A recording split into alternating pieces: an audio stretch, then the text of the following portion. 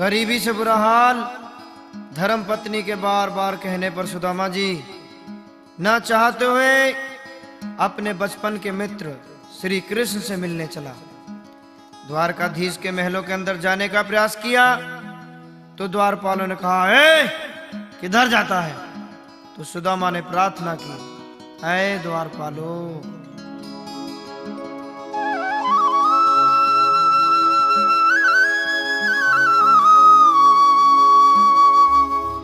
देखो देखो ये गरीबी का हाल, कृष्ण के दर पे विश्वास लेके आया हूँ। मेरे बचपन का यार है मेरा श्याम, यही सोच कर मैं आस लेके आया हूँ।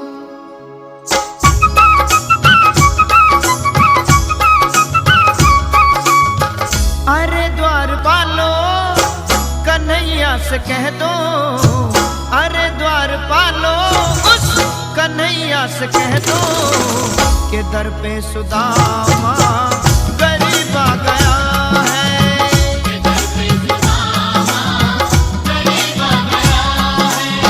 भटकते भटकते न जाने कहाँ से, भटकते भटकते न जाने कहाँ से तुम्हारे महल के करीब आ गया है।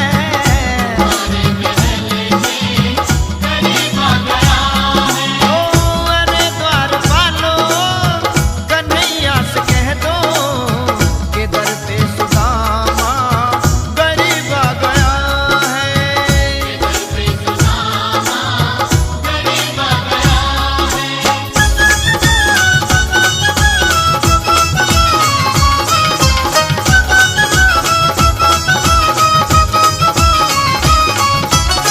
न सर पे है पगड़ी न तन पे है जामा, बता दो कन्हैया को नाम है सुदामा।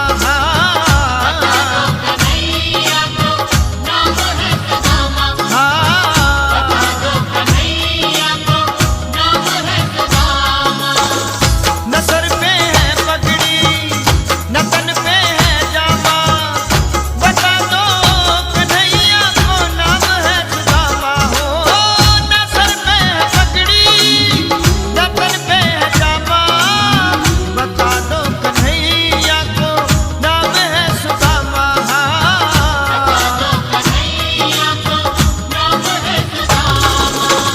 एक बार मोहन से जा करके कह दो, तुम एक बार मोहन से जा करके कह दो कि मिलने सखा पर नसीब आ गया है।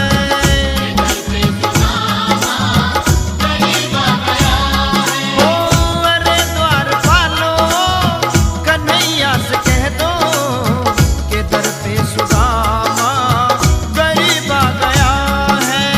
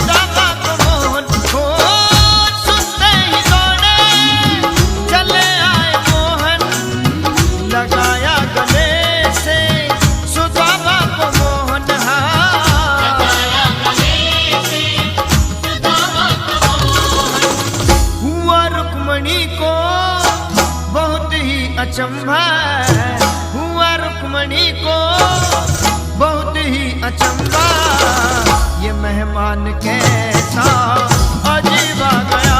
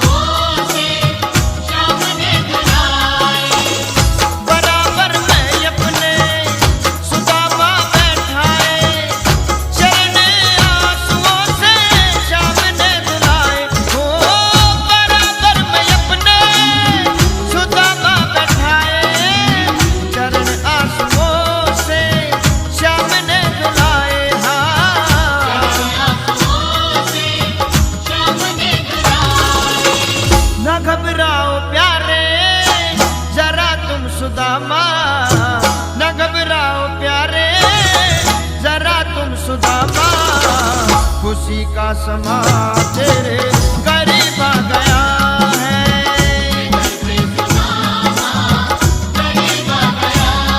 ओ अरे द्वार पालो कन्हैया से कह दो कि दर पे सुदामा गरीब आ गया है।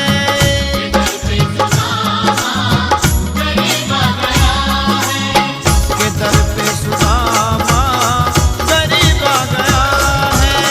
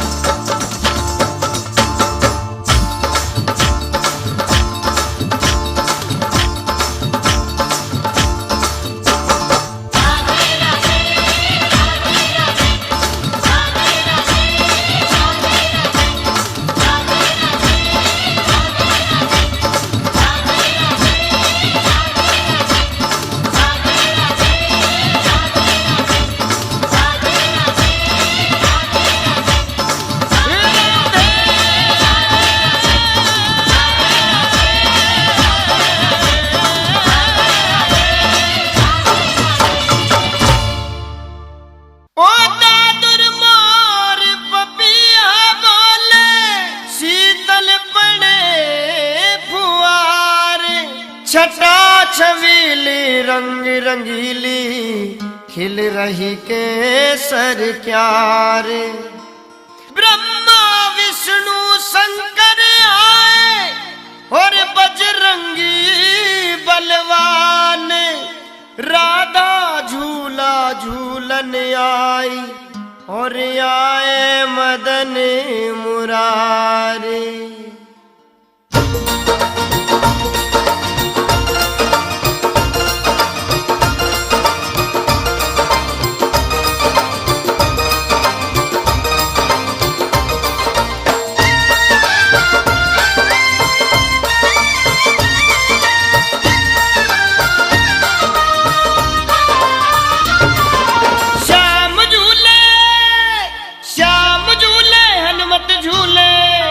झूले शंकर त्रिपुरारी, राधा रानी झूला झूले ओने चूनर तारारी।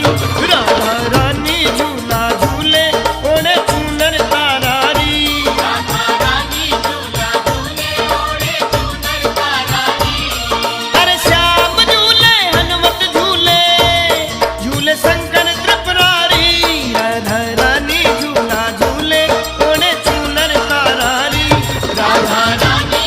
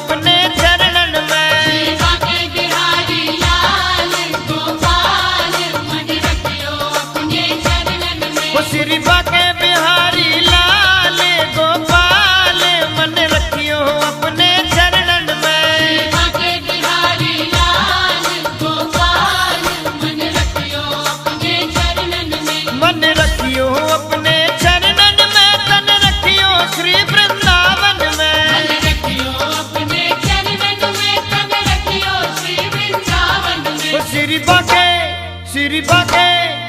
बाके बिहारी लाल गोपाल मन रखियो अपने चरणन में। श्री बाके बिहारी लाल गोपाल मन रखियो अपने चरणन में। श्री बाके बिहारी लाल गोपाल मन रखियो अपने चरणन में। श्री बाके बिहारी लाल गोपाल मन रखियो अपने चरणन में।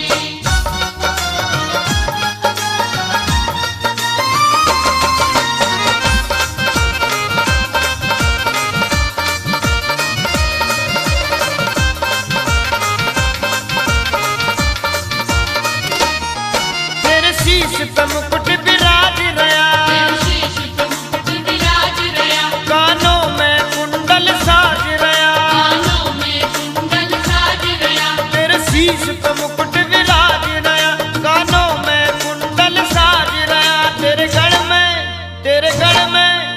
गढ़ में जंती माल गोपाल मन रखियो अपने चरणन में। श्री बाके बिहारी लाल गोपाल मन रखियो अपने चरणन में। श्री बाके बिहारी लाल गोपाल मन रखियो अपने चरणन में।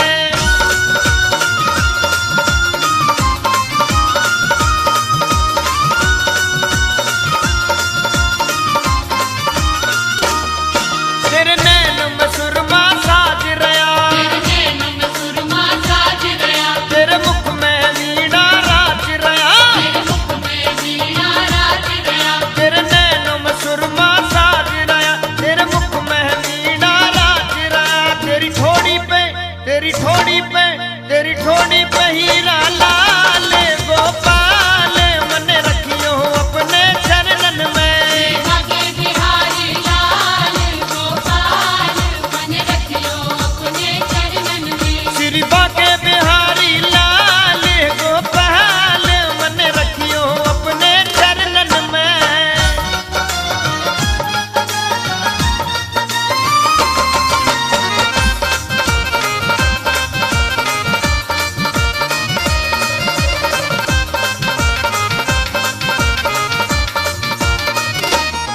तेरे हाथ लकुटिया नाच रही, तेरे हाथ लकुटिया साज रही, पैरों में पंजनियां बाज रही। पैरों में पजनिया बाज रही। तेरे हाथ लकुटिया राज रही, पैरों में पंजनियां बाज रही।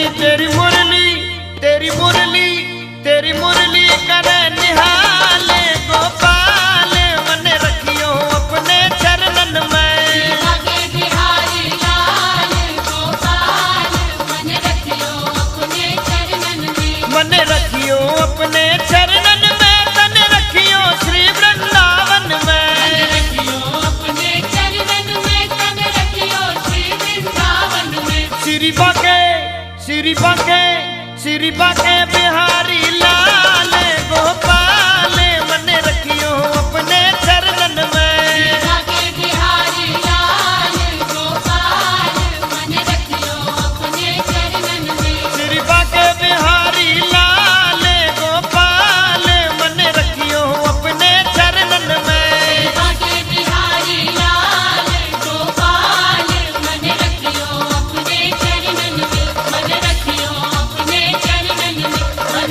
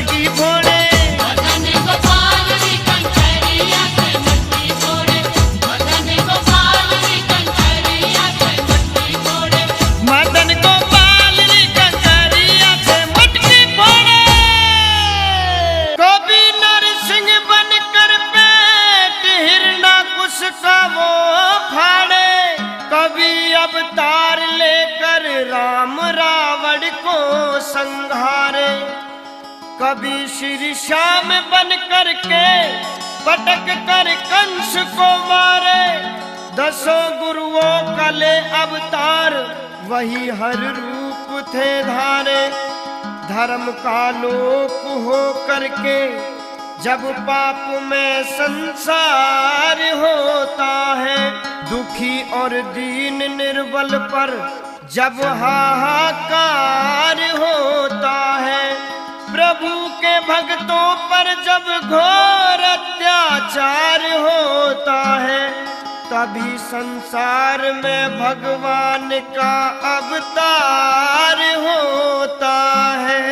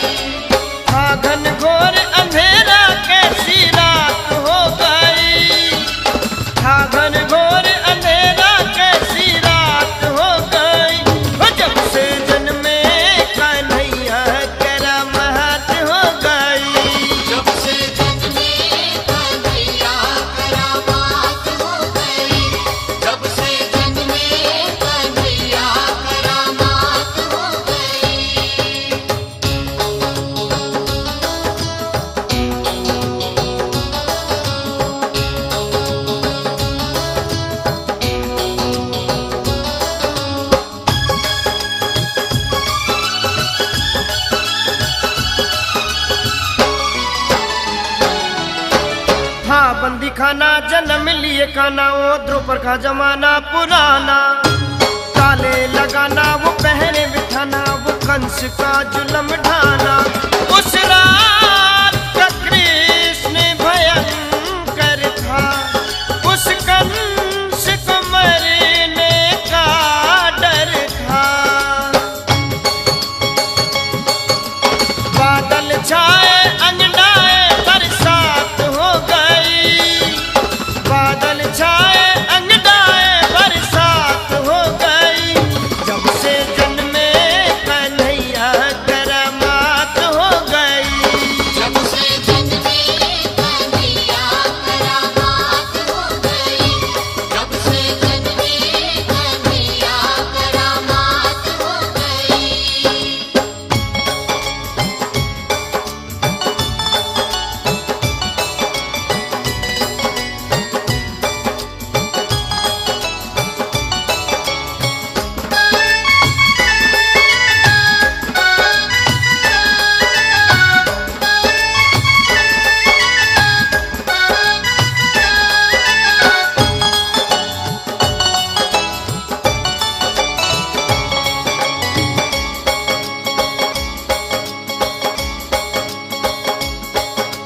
खुल गए ताले सोए थे रखवाले थे, हाथों में बर्छियां भाले।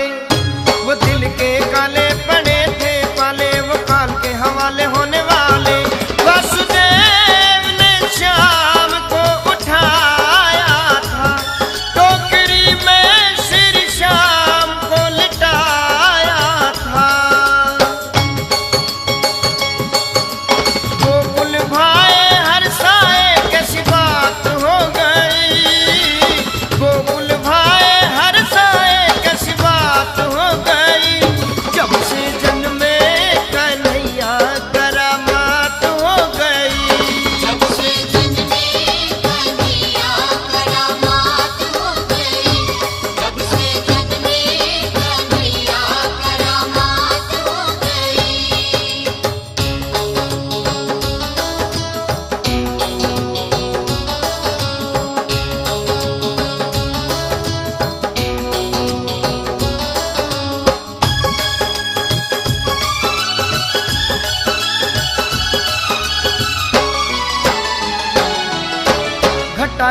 प्यारी अजब मतवारी व टोकरे में मोहन मुरारी शेष बनधारी करे रखवारी जो जमुना ने बात बिचारी श्याम आए हैं भक्तों के हितकारी इनके चरणों में जाऊं मैं बलिहारी जाऊं वारी हमारी मुलाकात हो गई जाऊं वारी हमारी मुलाकात हो गई जब से जन्मे कन्हैया करामात हो गई जब से जन्मे कन्हैया करामात हो गई जब से जन्मे कन्हैया करामात हो गई